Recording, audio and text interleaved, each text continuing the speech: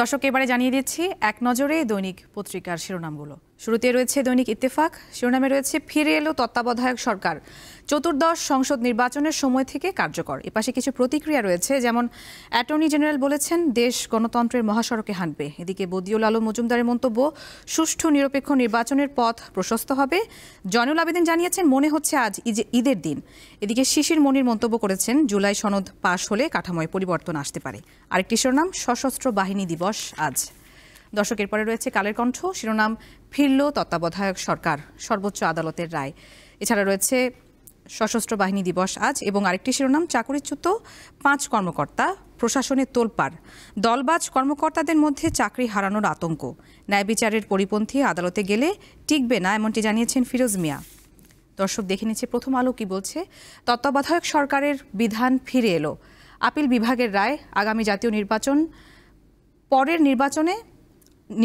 পরের নির্বাচনে তত্ত্বাবধায়ক সরকার ব্যবস্থার বিধান প্রয়োগ হতে পারে। এছাড়া রয়েছে রায়কে স্বাগত বিএনপি, জামাত ও এনসিপির।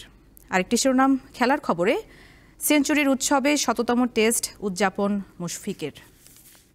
দর্শক আমার দেশের শিরোনামে রয়েছে তত্ত্বাবধায়ক সরকার পুনর্বহাল। এছাড়া দণ্ডিত শেখ হাসিনাকে ফেরাতে আন্তর্জাতিক আদালতে যাওয়ার চিন্তা সরকারের। আরেকটি শিরোনাম খায়রুল হকের কলঙ্কিত রায়, বিচারিক প্রতারণা। এরপরে রয়েছে দৈনিক সমকাল, আবারও তত্ত্বাবধায়ক সরকার ব্যবস্থায় ফিরছে দেশ, আপিল বিভাগের রায়, সংসদ ভাঙার 15 দিনের মধ্যে সরকার গঠন করতে হবে, চতুর্দশ সংসদ নির্বাচন থেকে রায় কার্যকর। এছাড়া রয়েছে সংসদের শীর্ষ 3 দল মিলে বাছাই করবে প্রধান উপদেষ্টা।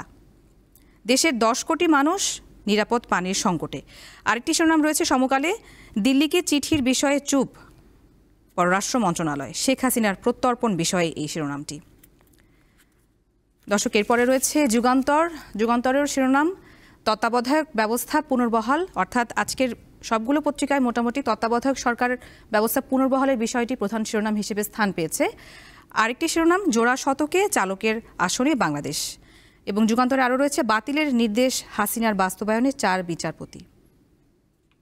দর্শক দেখে নিলাম আজকের দৈনিক পত্রিকার শিরোনামগুলো।